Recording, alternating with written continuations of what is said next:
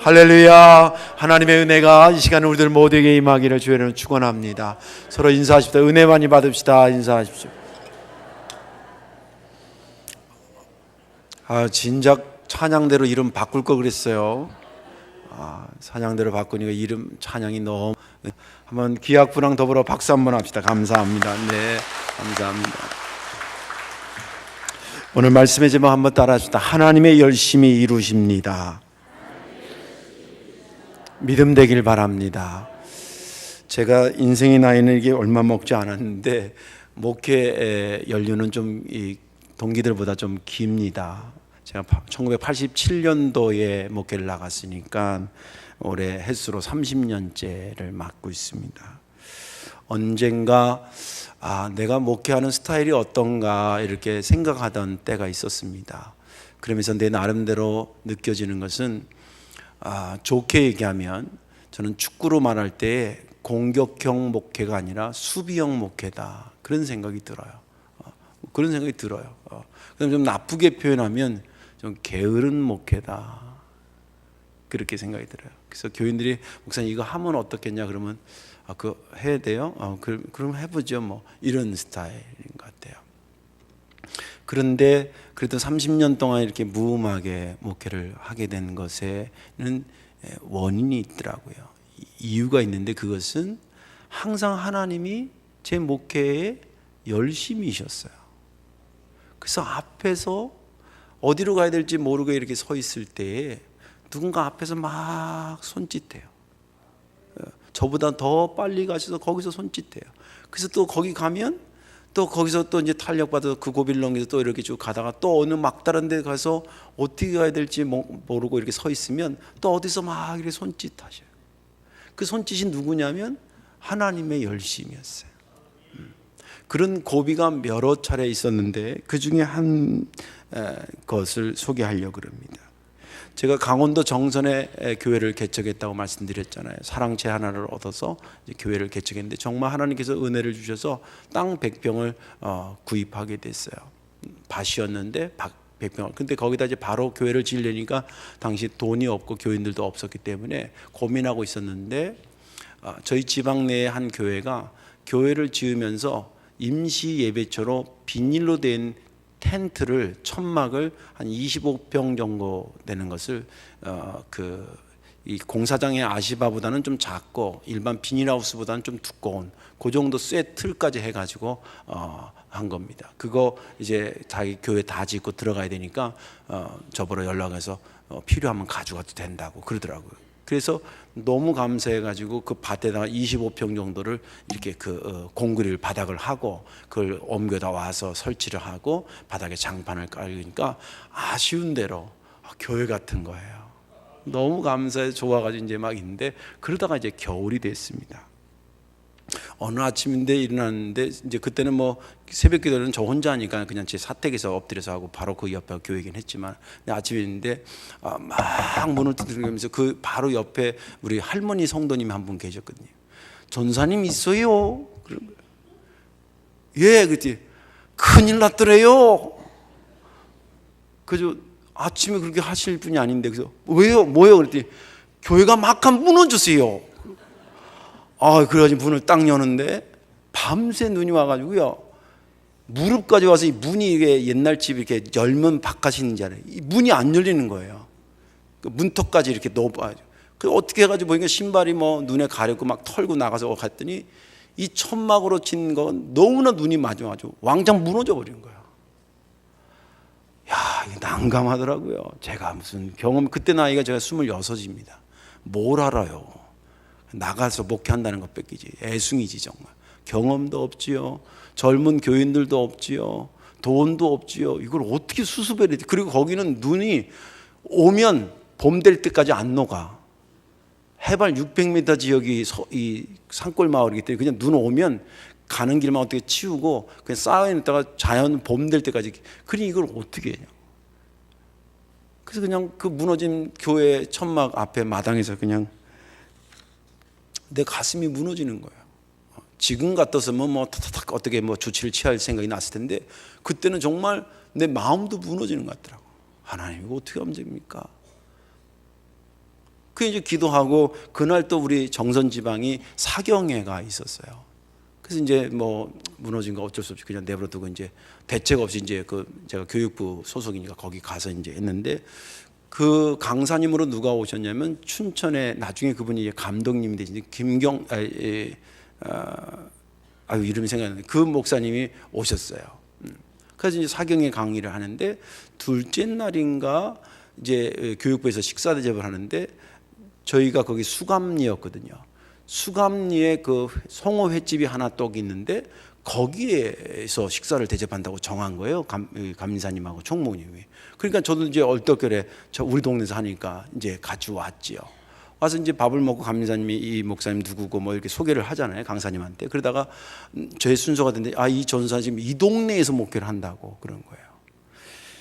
근데 제가 수비형이고 게으름 목회자인데 어떻게 순발력이 생긴지 탁 튀어나오는 말이 강사님 저희 동네 오셨으니까 저희 교회 가서 기도 좀 하고 가시죠. 저도 왜 그런지 모르겠어요. 그리고 또 강사님이 그럽시다 그러는 거예요. 그러더니 식사 끝나고 우르르 거기 뭐 별로 한 100m만 가면 되니까 우르르 가서 교회 앞에 딱 왔는데 교회가 어떻게 돼 있어? 바짝 무너져 있는 거예요. 눈이 이렇게 덮여가지고. 그 뭐 물어보더라고요. 제가 사실은 어저께 이렇게 갑자기 됐는데 또 이 교육부 일 때문에 뭐 어쩔 수 없이 그냥 가고 있는 그런 상태입니다. 기도해 주세요. 그랬더니 목사님이 간절히 기도해 주셨어요. 그리고 이제 가서 사경회가 이제 끝나고 3일 끝나고 이제 그분은 춘천으로 가셨는데 다음날 교육부 총무한테 저한테 전화가 왔어요. 저기 전사님 그러니까 그 오셨던 강사 목사님 있잖아. 예. 그분이 그날 거기 교회 가면서 기도하고 감동이 됐나 봐. 우리가 사례비를 그 당시 돈은 40만 원인데 지금은 한 200에서 300 정도라고 이해하시면 돼요. 그 사례비를 이 교회 보수하는데 다 쓰라고 주고 갔어. 내가 갖겠어 안 갖겠어? 손살같이 갔지. 돈도 돈이지만 제가 거기서 탁 느껴지는 거는 목회는 내가 하는 게 아니구나. 하나님의 열심히 나를 계속 손짓하며 끌고 가는구나. 그때 이후에 그런 것들을 많이 경험한 겁니다. 하나님의 열심히 목회도 여러분들의 인생도 이끌어 가실 줄로 믿습니다. 오늘 본문에 있는 말씀은 하나님께서 이사야 선지자를 통해서 당신의 하시고자 하시는 일을 시키신 겁니다. 이사야가 활동할 때 당시에 그 북이스라엘과 남유다의 상황은 북이스라엘은 아수르라는 나라한테 이미 망했습니다. 그러니 남쪽에서 있었던 이 남유다 사람들이 얼마나 위기감을 느끼고 군사적으로나 정치적으로나 외교적으로나 불안에 떠는 겁니다. 그러면서 이런 상황에서 이사야가 첫 번째 너희들도 회개하지 않으면 하나님께로 돌아가지 않으면 저 북이스라엘 짱난다. 하나님 얼마나 좋으신 분이지 않느냐. 너희들을 위해서 이렇게 신경 쓰시는 분이야 라고 하는 하나님에 대한 소개를 하면서 선포된 말씀의 일부분 내용이 오늘 본문의 내용이에요. 하나님께서 이런 겁니다. 하나님이 너희들을 불쌍히 여겨서 하나님 너희들에게 그 문제를 해결하기 위한 큰 빛을 준비하신다는 거예요. 그것이 신학적으로는 메시아고 우리의 신앙의 고백에서는 예수님이 그분이셨습니다. 오늘 여기 본문에도 있지만 내 아들을 보내고 그의 어깨에 정사를 메고 기묘자여 모사여 이런 분을 준비하셨다는 거예요. 그가 오면 너희들의 고통이 사라지고 너희들이 흑암에서 걷다가 흑암에서 빛으로 나가게 되고 너희들의 어깨에 압제자에 의해서 얻어맞았던 채찍 자국이 사라지게 되고 너희가 압제에서 자유하게 되고 참나라가 되고 온전한 나라가 된다. 그분을 주님께서 하나님이 계획하시고 그분을 보낼 것이다. 그 얘기를 들으니까 여기 오늘 본문에는 그렇게 반응은 아니지만 그 전체 내용을 보면 이스라엘 백성들이 그렇게 꿈 같은 일이 어떻게 되겠어요? 그거 힘들 텐데. 그러니까 마치 거기다 쐐기를 박듯이 선포한 말씀이 뭐냐면 하나님의 열심히 이루실 겁니다. 하나님의 열심히 이루실 겁니다. 그 말씀까지가 본문의 말씀입니다. 저는 지난 주간에 은혜 받은 것이 7절 하반부에서 은혜를 받았습니다. 만군의 여호와의 열심히 이를 이루시리라. 만군의 여호와의 열심히 이것이 제게 어떻게 은혜가 됐냐면, 첫째는 이 말씀을 듣는데 그렇게 마음이 편해지는 거예요. 그런데 아시다시피 제가 여기서 지금 하고 있는 일이 한두 개가 아닙니다. 근데 이것이 광야에서 나 혼자 막 끌고 가는 것 같은 느낌이 아니라 하나님의 열심히, 그 아까 정선을 얘기한 것처럼 앞에서 계속 손짓하고 이리 와라 이리 와라, 이리 오면 돼 이러면서 나를 끌고 가신다는 생각을 드니까 그 자체가 그냥 저에게 그렇게 은혜가 되는 거예요. 마음이 편해지더라고요. 오늘 말씀에 여러분들 은혜 받으시고 지금 내가 광야에 혼자 서 있다고 생각하시는 분이 있습니까? 하나님의 열심히 여러분들 인생을 이끌어 가실 것입니다. 믿음 되기를 주의 이름으로 축원합니다. 하나님의 열심히 이룬다라는 말씀의 의미가 뭐냐? 첫째는 계획과 진행과 성취가 완벽하다는 의미를 담고 있습니다. 오늘 이 본문을 쭉 보면 하나님이 일하시는 일의 스타일이 나와요. 우리가 어떤 것을 딱 보면 이거 누가 했는지 보면 그 사람이 일하는 스타일이 나오잖아요. 오늘 본문을 보면 하나님이 일하시는 스타일이 딱 나와요. 어떤 스타일이실까? 대전제는 하나님의 열심히 반드시 이루신다는 게 하나님의 일하시는 스타일을 이해하는데 키워드가 그겁니다. 하나님의 열심은 반드시 이루는. 오늘 본문에 보면 근데 그것이 어떻게 이루어지느냐? 왜 반드시는? 그분은 일할 때 그냥 주먹구구식으로 하시는 분이 아니라는 거예요. 계획과 준비와 진행 그리고 성취까지가 아주 완벽하다는 거예요. 그러니까 그분의 열심히 그 일을 이루시는 거예요. 오늘 본문에도 보면 하나님의 계획하심이 나타납니다. 하나님께서 안타까운 이 백성들에게 내가 어떻게 영화롭게 할까, 이런 마음을 가지시고 큰 빛을 계획하셨습니다. 그분이 예수 그리스도시요 삼위일체적으로는 하나님의 아들이시고 역사에 나타난 분은 예수 그리스도였습니다. 우리가 믿는 주님이시고 우리가 사순절 동안 바라보는 십자가의 주인공이 바로 그분이셨습니다. 그분을 하나님께서 준비하시고 어떻게 계획을 가지고 준비하시냐면 그에게 이곳에 와서 큰 빛의 역할을 감당해야 되니까 그에게 권능도 주시고, 할렐루야, 기묘자와 모사가 되게, 이거 영어성에 원더풀 카운셀러, 아주 탁월한, 그 대문자로 써 있어요. 아주 탁월한 상담자들. 우리가 주님 앞에 여러분들 인생의 문제를 고민하고 기도하고, 제가 연초에 여러분들에게 받은 기도 제목을 가지고 기도원에 간 것은 단순히 소원을 얘기하는 것이 아니라 나의 문제를 하나님 앞에 상담하러 가져온 것으로 저는 이해하고 있어요. 거기에 보면 굉장히 다양한 내용들이 있는데, 하나님 이거 어떻게 해야 됩니까? 라고 할 때 기묘자가 되시고 모사가 되신 그분만이 그것을 해석해 줄 수 있고 해답을 줄 수 있거든요. 그런 분으로 역사하시고 정사를 어깨에 매게 하시고 그의 권능이고 영전하신 아버지가 되고 전능하신 하나님이요 평강의 왕으로 이 땅에 오실 분이라고 준비시켰어요. 그리고 이것을 어떻게 진행하냐면, 이것이 기록될 당시에, 다시 말해서 이사야가 기록될 당시에는 예수님 그렇게 큰 빛을 준비하신다라고 하는 것으로 해석할 수 있는 것은 큰 빛이 오기 700년 전이에요. 여러분 시간을 얘기하자면 지금 이사야는 저쪽에 있고 예수님이 가운데 있고 우리가 여기 있다고 이해하셔야 됩니다. 저쪽에서 볼 때 예수님은 미래적 사건이에요. 그렇죠? 그렇게 될 거라요. 언제 될지 모르지만 그렇게 되실 거라는 거예요. 이거에 대한 준비가 완벽하셨다는 거예요. 그리고 실제 그 기간에서 예수님이 올 때까지가 700년이에요. 700년 동안에 수없는 선지자들을 세워서 메시아가 올 거다, 회개하라, 메시아가 올 거다, 그분이 오면 모든 것을 반듯하게 할 것이다, 그런 준비를 계속 시키고 마지막 과정에서 준비가 누구냐면 세례 요한이었습니다. 오늘 새벽에도 우리가 읽었습니다마는 세례 요한은 오실 메시아를 준비하다가 자기의 목숨까지 내놓은 사람입니다. 왜냐하면 구원에 이르기 전에 반드시 회개해야 되는데 회개를 촉구하다 보니까 회개를 가장 우선해야 될 왕이 엉뚱한 짓을 하니까 왕한테 당신 그러면 안 된다 그랬거든요. 그게 미움을 살아가지고 그 감옥에 갇혀서 나중에 참수되게잖아요. 예.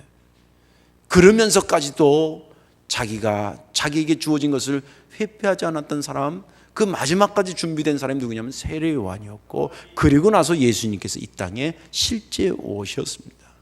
그분이 오셔서 십자가에 달려 돌아가시고 당신에게 주어진 일을 완벽하게 합니다. 사람들이 중간중간에 기적을 일으키고 그럴 때, 오병이어의 기적이든 뭐 병자의 기적이든 뭐 귀신을 내쫓는 기적을 할 때마다 주님 멀리 가지 마시고 우리 삶의 이곳에 오셔가지고 우리 동네를 떠나지 마시고 우리랑 좀 같이 삽시다 계속 붙잡아도 주님은 그것을 마무리한 다음에 거기 머물러 있지 않고 그 박수를 뒤로 하고 당신 갈 길을 가셨습니다. 그것이 십자가의 길이었습니다. 예수님이 십자가를 향해 가신 길은 이리 갈까 저리 갈까 막 갈짓자로 간 걸음이 아니에요. 그걸 바라보고 굵은 직선으로 가신 분입니다. 그래서 십자가에서 완성하셨습니다. 성취하신 거죠. 그것을 지금 우리는 2000년 뒤에 계획되고 진행되고 성취된 것을 2000년 뒤에 이렇게 보는 거예요. 완벽하고 하나님의 일하시는 스타일은 그렇기 때문에 그것이 반드시 그 열심히 이루신다는 거예요. 그런 의미를 담고 있습니다. 그런데 하나님께서 그럼 일하시는 이 스타일은 큰 역사를 주관하실 때만 작용하는 것일까? 아니면 그보다 훨씬 작은 것을 다스릴 때도 하나님의 하시는 일의 스타일은 드러나는 것일까? 드러난다는 것입니다. 지금 예수 그리스도를 통해 온 인류를 구원받게 하시는 것을 그 대구원 사역인데, 대구원 사역에서만 하나님의 스타일이 그렇게 나타난 것이 아니라 그보다 또 작은 우리 성도교회 돌아온 주일이 77주년에 처음 개척하고 그것을 준비하게 되고 또 계획하시고 그리고 진행하시고 또 오늘에 있기까지 모든 것을 주관하신 것이 결국은 그분의 열심히 이루신 것이다. 그리고 더 작게는 여러분들 각자의 인생 사역지 마찬가지입니다. 내가 태어나고 그리고 나를 향한 하나님의 계획이 있고 나를 어떻게 인도하시고 그리고 마침내 오늘 여기에 앉게 하신 거. 그런데 여기 앉아서 지금 예배드리고 있는 것 자체가 너무 신기하지 않습니까? 신기한 겁니다. 신기하다는 것은 우리의 정상적인 이해로서는 해석이 안 되는 사건이라는 거예요. 몇 년 전만 해도 내가 찬양단에 앉아서 찬양할 걸 어떻게 알았어? 몇 년 전만 해도 내가 2부 예배 기악부로 여기 앉아 있었어 어떻게 알았어? 몇 년 전만 해도 제가 성덕교회에 와서 이렇게 설교할 줄 어떻게 알았어? 제가 여기 성덕교회 가려고 계획을 세우고 막 과정 진행하고 여기저기 장로님 만나고 목사님 만나보고 그리고 목사님 은퇴되면 나 있게 해달라고 막 이렇게 하고 그래가지고 내가 여기 있는 게 아니에요. 지나고 보니까 하나님이 계획하시고 준비시키시고 진행하시고 그리고 성취시킨 결과라고 저는 믿어요. 이것이 여러분들의 믿음이라면 이렇게 살아야 됩니다. 지금 아까도 얘기한 것처럼 뭐가 잘 안 되고 마치 광야에 서 있는 것 같을 때 낙심하지 마십시오. 하나님의 열심이 어디선가 여러분들을 부르고 있습니다. 그 손짓을 찾으십시오. 내가 그 손짓을 향해 지금 바로 가고 있는가 그것만 체크하십시오. 반드시 이것이 길으면 길어야 될 이유가 있을 것이고 짧으면 짧은 이유가 있을 것이고 일로 끌고 가면 일로 끌고 가는 이유가 있을 것이고 저렇게 끌고 가면 저렇게 되게 하실 이유가 있는 것입니다. 하나님의 열심히 우리의 인생을 반드시 완성하십니다. 내가 모르는 나에 대한 주님의 계획이 있고 내가 모르는 그것을 실행하기 위한 과정들이 있고 내가 모를 주님의 그 성취하심이 있을 겁니다. 정말 그렇게 될까요, 목사님? 정말 그게 가능할까요? 하나님의 열심히 이루십니다. 오늘 본문의 말씀입니다. 두 번째, 하나님의 열심히 이룬다라고 하는 말은 뭐냐면 하나님은 일생의 가장 중요한 것을 위해서 열심을 낸다는 의미를 갖고 있습니다. 하나님이 왜 열심이실까? 하나님 왜 열심인 것 같아요? 돼도 되고 안 돼도 안 되고 뭐 그까짓 거 뭐 이런 일 때문에 열심히 내는 것 같아요. 아니면 정말 이건 안 되면 안 될 정말 중요한 일이기 때문에 열심을 내는 것 같아요. 후자 아니겠습니까? 후자. 오늘 본문에도 보면 하나님께서 온전케 해줘야 되겠다라고 선정한 그 하나님의 백성들의 상황을 소개하고 있어요. 그 상황을 소개하는데 보니까 고통받고 있대. 그리고 멸시당하고 있대요. 그리고 흑암 속에서 다닌대요. 거기서 산대요. 그리고 어깨에 무거운 멍에를 메고 있대요. 그리고 더 나가서 그 어깨에 무거운 맨 것만으로도 힘든데 거기에 채찍 자국이 있대요. 그리고 지금도 압제자의 막대기 밑에서 고통하고 있대요. 여러분들 이게 빨리 돼야 될 일입니까? 빨리 수습될 일이 돼야 될 일입니까? 아니면 그냥 세워라 내버려 둬야 될 일입니까? 우리가 죄 가운데서 계속 허덕이고 있어요. 계속 내버려 두고 언젠간 도겠지 하고 그렇게 느슨한 일입니까? 한 가지라도 죄가 덜 지었을 때 주님 품에 오는 게 낫지 않겠어요? 육신으로 본다고 한다면 배가 갑자기 아파 죽겠어. 물론 임신해가지고 아기 낳기 위해서 아픈 거라면 아는 병이니까 그러지만, 아니 멀쩡하게 밥 잡아먹고 있다가 한 두세 시간 있는데 갑자기 배를 고 애가 떼굴떼굴 굴러. 그러면 어느 정신 나간 부모가 야 좀 더 아파봐야 돼, 그럴 부모가 어디 있냐고.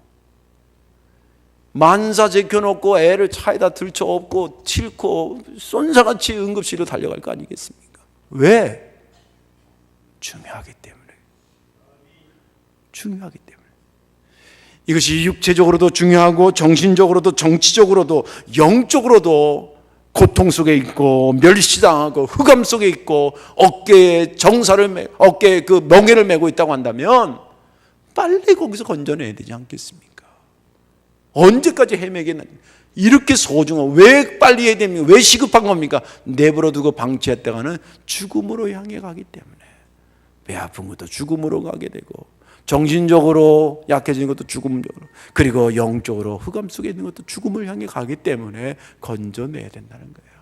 이렇게 중요한 일이기 때문에 하나님께서 당신의 열심으로 이것을 이루는 겁니다. 하나님의 열심이 왜 열심이냐? 하나님이 하시는 일이 너무나 소중하고 귀하기 때문에 열심을 안 낼 수가 없다는 거예요. 하나님이 왜 나에게 열심이라고 생각하십니까? 왜 하나님은 내 인생에 대해서 그렇게 열심이신 겁니까? 하나님은 왜 내 목회에 그렇게 열심이셨던 겁니까? 목회는 내가 하는 것 같은데, 내 인생은 내가 사는 것 같은데 왜 그분은 철저하게 내 인생에 대해서, 내 목회에 대해서 열심이셨을까? 그분에게 우리가 너무 소중한 존재이기 때문에 그래요. 너무 중요한 존재이기 때문에. 그냥 아무데나 가서 아무렇게나 살다가 아무렇게나 가야 될 그런 인생으로 보이지 않기 때문에, 잘못되면 거기서 건져내고 아프면 싸매줘야 되고 그래서 살려야 되기 때문에, 하나님에게는 내가 생각하는 하나님과 하나님이 생각하는 나는 차원이 완전히 다르기 때문에, 그래서 내 삶에 그분이 그렇게 열심을 내시는 것입니다. 그래서 믿음 생활하게 되면 사람이 행동도 바뀌고 열심을, 아까 제가 얘기한 수비형 목회이고 게으른 목회자인데 어떻게 따라오고 주님의 열심을 따라가다 보니까 그래도 체면체리할 정도까지는 따라가게 되더라고요. 우리 인생도 그런 것입니다. 나는 기질적으로 좀 외로움을 잘 타고, 나는 기질적으로 좀 게으르고, 나는 수비형이고 그렇다 하더라도 하나님이 나를 소중히 여기서 나에 대해서 그분이 열심을 내시니 내가 그 열심을 따라 붙어야 되겠다 라고 따라 살다 보니까 많은 사람들이 당신 정말 열심히 사는 사람이군요 라고 말하게 되고, 실제 보니까 나도 그렇게 살았더라고요. 이제 말씀을 정리합니다. 한 나라가 반듯해지고 한 인생이 반듯해지고 힘들고 고통당한 사람들이 거기서 평안함을 얻고 죄 가운데서 괴로워하는 사람들이 구원받아 기쁨에 이루어야 될 것은 나중에 미뤄서 할 일도 아니고 지금 당장 반드시 돼야 될 일입니다. 그러나 이것은 아무나 해줄 수 있는 일 또한 아닙니다. 오직 하나님만이 간섭하실 수 있고 하나님만이 이루실 수 있는, 그런데 너무 감사하게 그분이 그 일에 대해서 당신이 열심히 시라는 겁니다. 그 열심으로 우리에게 다가와 주셨고 나를 이끄셨고 나를 이 자리에 있게 하신 것입니다. 이제 숙제가 있다고 한다면 나에게 그렇게 열심히시고 우리 교회에 그렇게 열심히시고 내 목회에 그렇게 열심히신 주님을 내가 어떻게 따라갈 것인가를 고민하십시오. 먼 훗날 저와 여러분들이 하나님의 열심으로 이루신 그곳에 여러분들의 열심도 빛을 보게 될 것입니다. 기도하겠습니다. 사랑과 은혜가 많으신 아버지 하나님, 고맙고 감사합니다. 때로는 저희가 무지해서 하나님을 원망하고 하나님이 나에 대해서 관심이 없는 것처럼 나에 대해서 하나님이 게으르신 것처럼 느꼈던 저희들을 용서하여 주옵소서. 돌이켜보니 사실은 하나님의 열심이 나를 오늘 이 자리까지 인도하신 것인데 구비구비마다 당신의 열심으로 나에게 역사하시고 개입하셨던 것인데 우리가 부족한 생각에 허망한 생각에 그 사실을 놓쳤던 것을 용서하여 주옵소서. 이제부터라도 하나님의 열심이 내 삶을 감싸고 있다는 사실에 내 미래가 하나님의 열심 안에 있다는 사실에 아멘하게 하시고 그것으로 기뻐하며 사는 온전한 성도 만들어 주옵소서. 우리 주 예수님의 이름으로 축복하며 기도하옵나이다. 아멘.